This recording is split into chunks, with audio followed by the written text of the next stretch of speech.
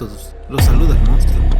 Espero hayan pasado una excelente Navidad y que hayan recibido muchos regalos. Recuerden que en este su espacio también les deseamos lo mejor, y siempre es un gusto saber que se encuentran bien. El día de hoy les traemos una historia de brujas. Sucede después de una boda hace muchos años. Esperamos sea de su agrado. Sin más, es momento de escuchar historias, relatos o cuentos. Prepárense y acompáñenme a descubrir quién es el monstruo de los cuentos.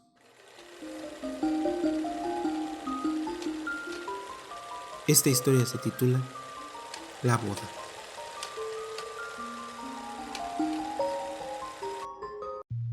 Hoy en día tengo 46 años, y aunque han transcurrido poco más de 37 años desde aquello que nos pasó esa noche, cuando lo traigo a mi memoria, los recuerdos son claros, como si hubiera sucedido ayer, y aún hoy tengo la misma sensación escalofriante de aquella vez. Cuando tenía 9 años, el hermano menor de mi mamá se iba a casar.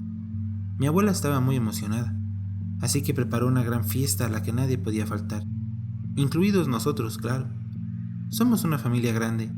Mis abuelos tuvieron 6 hijos y cada uno de ellos tuvo alrededor de 3 o 4 hijos más, por lo que era una fiesta a la que queríamos ir mi hermana menor y yo, para poder ver a todos los primitos. Sin embargo, el número de invitados no quedaba ahí. Tradicionalmente los abuelos invitaban, además de la familia, a vecinos, compadres, conocidos, en fin, a todo el que quisiera ir. Pertenecemos a un pueblo pequeño, demográficamente hablando, pues aunque la fiesta era al otro lado de este, nos llevaba alrededor de 2 horas llegar caminando de nuestro hogar hasta la casa de los abuelos. Pero claro que también había transporte, unos camiones enormes que solo pasaban por el pueblo como requisito, ya que no hacían parada en cualquier lugar, solo en la iglesia y en 2 barrios más, así que teníamos que caminar hasta la parada más próxima. En fin, todo estaba dispuesto para la gran fiesta. Mis padres nos compraron vestidos nuevos a juego para la ocasión. Era común que nos vistieran de esta forma, y a nosotras de pequeñas nos encantaba. El evento transcurrió sin contratiempos. Los novios se veían felices. Había comida hasta para llevar, como decimos acá. Muchos niños con los cuales jugar y mucho espacio para correr. Cuando terminó la víbora de la mar y partieron el pastel, ya pasaban de las 11 de la noche, por lo que era momento de pensar en dónde nos íbamos a quedar. Los abuelos, cada vez que los visitábamos, querían que nos quedáramos a dormir en su casa. Preparaban petates para ellos, dispuestos a cedernos su cama y dormir cómodamente. Sin embargo, mi mamá no parecía cómoda con esa idea y rechazaba la propuesta, argumentando infinidad de cosas, que la tarea, que la casa, el perro. Como ya era muy tarde, los camiones ya no se detendrían para llevarnos a casa. Pero esto no detuvo a mis papás para buscar una forma de volver. Se organizaron con al menos otras 10 personas más que vivían cerca de nosotros, entre ellos uno de mis tíos, hermano de mi papá, y así dispusieron que íbamos a regresar caminando. Después de todo eran 2 horas y el camino lo conocían bien. En ese entonces casi no había casas entre barrios, eran más bien campos de siembra, pero debido a que uno llegaba a la temporada de siembra, solo eran terrenos vacíos, por lo que tampoco estaba oscuro el camino. La única parte complicada era un tramo de bosque que teníamos que atravesar, al menos unos 400 metros de encinos que no nos preocupaban. Decididos nos pusimos en camino a casa. Mi hermana y yo preferíamos quedarnos con los abuelos, pero no dijimos nada para no molestar. En el camino las personas tenían una entretenida charla. Mi hermana y yo éramos las únicas niñas en el grupo, así que no nos encontrábamos muy animadas. Solo queríamos llegar lo más pronto posible a casa y dormir. Cuando presté atención a la plática de los adultos, ellos comentaban que unos plantíos ya no serían lo mismo, ya que el señor que los había trabajado ya había fallecido, y sus familiares no se veían con ganas de seguir haciéndolo, lo que era muy triste, comentaban. Por fin llegamos a la mitad del camino, solo cruzábamos el bosque y estábamos casi en casa. La luna, que hasta ese momento había hecho de buen alumbrado para nuestro camino, de pronto desapareció. Una gran cantidad de nubes la bloquearon, y esto hizo que cuando entráramos al bosque, el sendero se encontrara aún más oscuro. Con la luz de la luna, también se fue el buen ánimo que llevaba el grupo. Cuando nos internamos en el bosque, todos entramos en silencio. Podían escucharse incluso nuestras respiraciones. El silencio en conjunto con la oscuridad permitía escuchar el aullido de los coyotes, animales que por ese tiempo todavía habitaban los montes de este pueblo. Eso me dio mucho miedo y ocasionó que pegara un grito y me aferrara a mi madre. Los demás se voltearon a ver a mi madre y le dijeron: «Calla a esa niña». Mi mamá me dijo: «Ya falta poco, hija, no te asustes. Como somos muchos, los animales no nos hacen nada y además se escuchan muy lejos». Continuamos avanzando. Entre los árboles se veía que la luna ya se encontraba más despejada y su luz se colaba por las ramas. Unos metros ya para salir del bosque comenzaron a aullar aún más coyotes. Ya no se escuchaba solo uno, sino al menos unos 6. Nadie lo dijo, pero yo sé que todos los adultos también tenían mucho miedo en ese momento. Por fin salimos del bosque cuando lo más aterrador sucedió.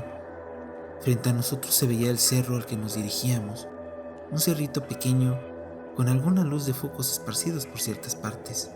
«¡Miren!», gritó alguien. Todos levantamos la mirada hacia el cerro y empezamos a ver cómo grandes bolas de fuego se encendían en varias partes de este. Eran al menos 8 de estas bolas de fuego que tenían el tamaño de una casa. Inicialmente dijeron que era algún incendio, pero pronto desecharon esa idea, ya que las luces comenzaron a moverse de una manera extraña.